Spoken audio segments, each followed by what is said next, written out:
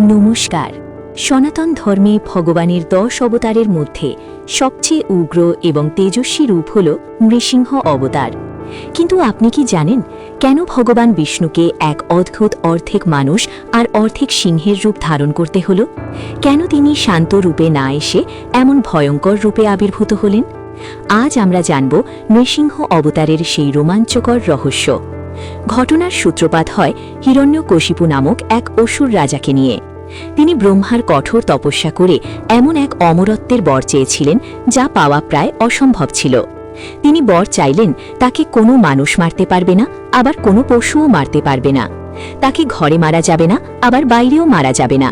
তাকে দিনে মারা যাবে না, আবার রাতেও মারা যাবে না। এমনকি কোনো অস্ত্র দিয়েও তাকে বধ করা যাবে না।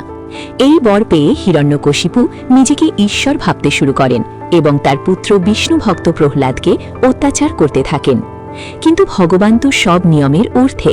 যখন অত্যাচারের সীমা ছাড়িয়ে গেল, তখন ভক্ত প্রহ্লাদকে রক্ষা করতে এক স্তম্ভ ফেটে বেরিয়ে এলেন স্বয়ং ভগবান। কিন্তু তার রূপ দেখে সারা ব্রহ্মাণ্ড কেঁপে উঠল।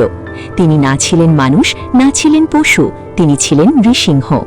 ব্রহ্মার বরকে সম্মান জানিয়ে তিনি হিরণ্যকশিপুকে ঘরের ভেতরেও নয়, আবার বাইরেও নয়, ঠিক দরজার চৌকাঠে নিয়ে বসালেন।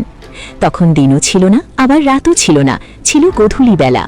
তিনি অসুরকে কোলে তুলে নিলেন, অর্থাৎ তিনি না ছিলেন ভূমিতে, না ছিলেন আকাশে।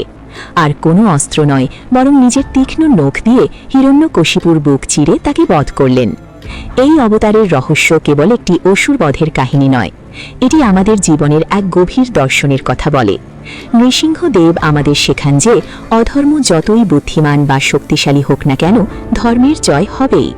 হিরণ্যকশিপু ছিল অহংকারের প্রতীক, আর প্রহ্লাদ ছিল নিঃস্বার্থ ভক্তির। যখন আমাদের মনের ভেতর অহংকার চরম সীমায় পৌঁছায়, তখন ভগবানকে এমনই উগ্ররূপ ধারণ করে সেই অহংকার বিনাশ করতে হয়। এই অলৌকিক কাহিনী আপনার কেমন লাগলো আমাদের কমেন্টে জানান।